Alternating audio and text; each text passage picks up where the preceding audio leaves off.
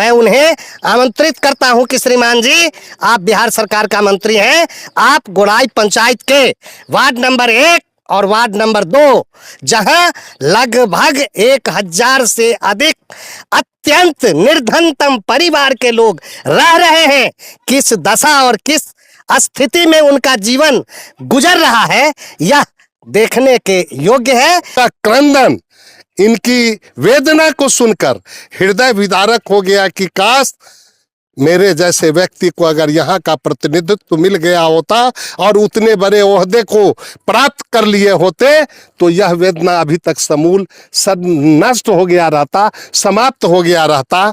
और ये बहनें आज जो बिलख रही हैं वो बिलखती नजर नहीं आती।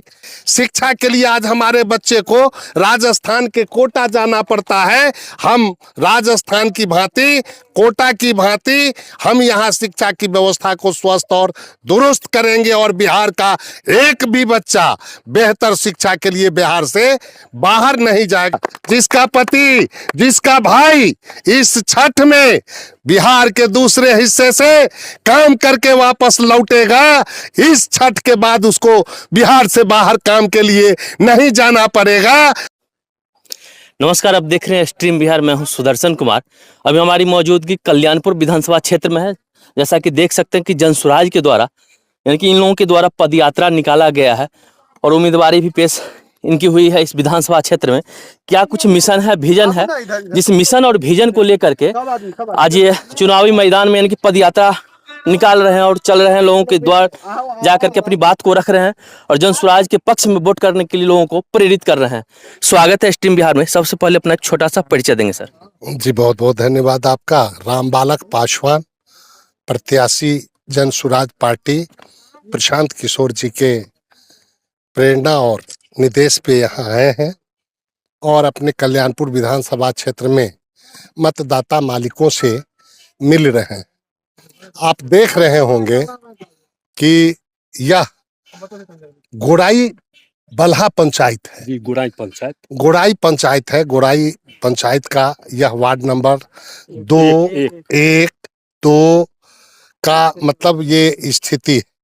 खेत और खलिहान में लोग रसे बसे हुए, कहीं भी आवागमन का कोई रास्ता नहीं है। जबकि यहाँ तो महेश्वर हजारी जो हैं वो बिहार सरकार में मंत्री भी रहे हैं और कहीं न कहीं विकास के नाम पर कहा जाए तो शून्य है। दुर्भाग्य है कि जो व्यक्ति 2009 से 2014 तक इस क्षेत्र का संसद में प्रतिनिधित्व किए, 2015 से लेकर आज की तिथि तक वो बिहार विधानसभा के विभिन्न पदों को सुशोभित करते रहे।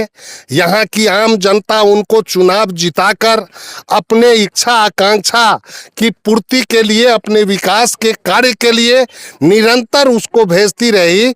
और इस आलोक में मुझको कुछ नहीं कहना, आप स्वयं देख लीजिए यहाँ के हालात को। और वो गर्व से कहते हैं कि कल्याणपुर में अब कोई काम बचा नहीं है, सारे का सारा काम मैंने करवा दिया। मैं आपके माध्यम से, आपके चैनल के माध्यम से मैं उन्हें आमंत्रित करता हूं कि श्रीमान जी, आप बिहार सरकार का मंत्री हैं, आप गोड़ाई पंचायत के वार्ड नंबर 1 और वार्ड नंबर 2, जहां लगभग 1000 से अधिक अत्यंत निर्धनतम परिवार के लोग रह रहे हैं, किस दशा और किस स्थिति में उनका जीवन गुजर रहा है, यह देखने के योग्य है। और आप थोड़ा भी हया कीजिए, थोड़ा शर्म कीजिए और इन दोनों वार्ड के लोगों के प्रति आप चिंता नहीं किए हैं। आप मतलब थूक लस्सा लगा के बने को बनाने का काम किया है।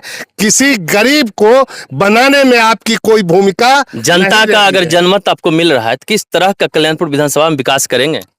जनता का जनमत प्राप्त हुआ है, हो रहा है और होना सुनिश्चित है।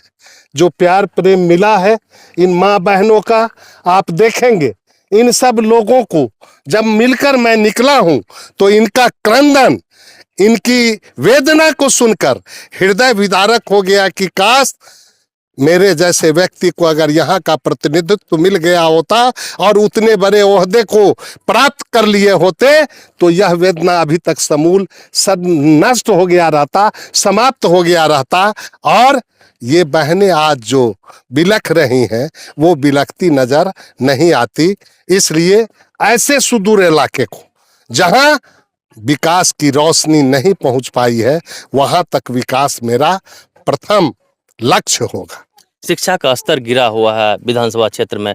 उच्चतर माध्यमिक विद्यालय के अध्यक्ष होते हैं विधायक जी, लेकिन शायद अध्यक्षता करने उच्चतर माध्यमिक विद्यालय तक नहीं पहुंचते हैं। क्या आप सोचते हैं? बड़ा दुर्भाग्य है।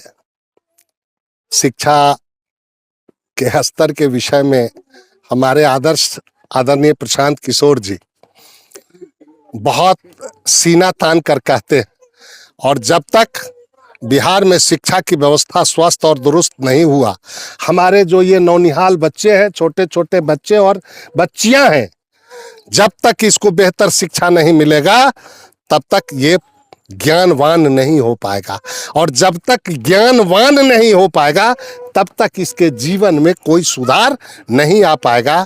इसलिए शिक्षा पर भारी जोर देकर इन बच्चों के भविष्य को संवारने के दिशा में उनका जो संकल्प है कि केंद्रीय स्तर का, केंद्रीय पैमाने का और केंद्र के स्तर पे जो बेहतर शिक्षा है, भारत के दूसरे हिस्से में जो बड़ा विद्यालय है, जो बड़ा प्रदेश है, शिक्षा के लिए आज हमारे बच्चे को राजस्थान के कोटा जाना पड़ता है। हम राजस्थान की भांति, कोटा की भांति हम यहाँ शिक्षा की व्यवस्था को स्वस्थ और दुरुस्त करेंगे, और बिहार का एक भी बच्चा बेहतर शिक्षा के लिए बिहार से बाहर नहीं जाएगा। डिग्री कॉलेज की क्या स्थिति है आपके विधानसभा में? बड़ा दुर्भाग्यपूर्ण है। बस वहाँ तो केवल सर्टिफिकेट वितरण मात्र उसकी प्रक्रिया रह गई है, वह संपूर्ण रूप से समाप्त हो गया। क्या लगता है भ्रष्टाचार का बहुत बड़ा अड्डा तो नहीं डिग्री कॉलेज बन के रह चुका है?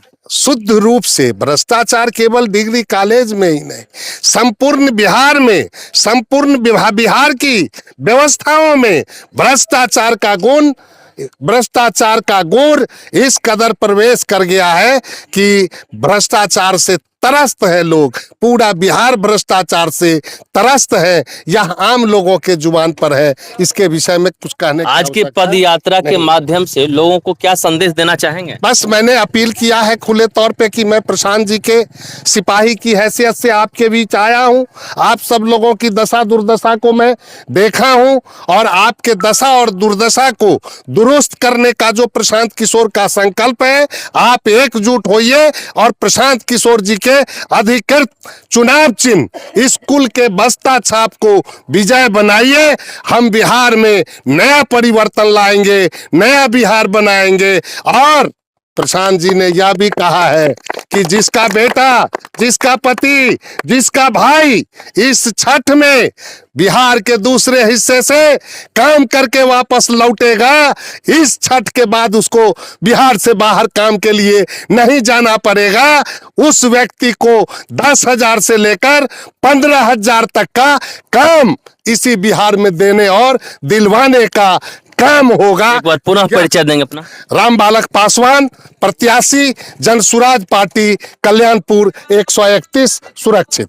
तो ये थे राम बालक पासवान जी, जो कल्याणपुर विधानसभा क्षेत्र से अपनी दावेदारी पेश कर रहे हैं, जिनका चुनाव चिन्ह बस्ता छाप है। बाद बाकी वीडियो कैसा लगा कमेंट बॉक्स में बताएंगे। धन्यवाद। तो हम मौजूद हैं कल्याणपुर विधानसभा क्षेत्र में। एक और राहगीर मिल गए हैं जो बांध के माध्यम से अपने गंतव्य स्थान तक जा रहे हैं।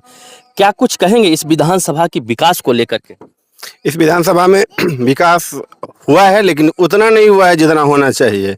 महेश्वर हजारी जी वर्षों से यहाँ के विधायक हैं, और वो जितना हम लोगों ने उन पर विश्वास जताया उसके हिसाब से काम नहीं हुआ है, काम में कमी रह गई। कौन सा बांध है जिससे आप जा रहे हैं? ये गोराई बांध है, मालीनगर की तरफ जा रही है। अब तक इस पर जो कहा जाए कालीकरण नहीं हुआ, ईंटकरण नहीं हुआ है, और बिहार सरकार के मंत्री आपके विधायक हैं, क्या कहेंगे उनके लिए? वो तो बिहार सरकार के मंत्री हैं ही, ये तो सब जानते हैं, लेकिन उनका यही सब जो आपको सामने दिखाई पड़ रहा है, उन्होंने ऐसा वादा भी किया था कि पुल बन जाएगी, हमारा जो सिमरी घाट है वहाँ पे बांध पे जो है वो सड़क बनवा देंगे, ऐसा सड़क बनवा देंगे कि आपको बिल्कुल लगा कि पानी पे नाव चल रही है, ये सब और कुछ और भी ऐसी वादे हैं उनको जो कि जिससे कि वो बिल्कुल ही पिछड़ गए हैं और जनता को वो लगभग 4 साल तक गुमराह करते हैं, 5वें साल में हाजिरी लगाने आते हैं। ये क्या माहौल है इस बार का?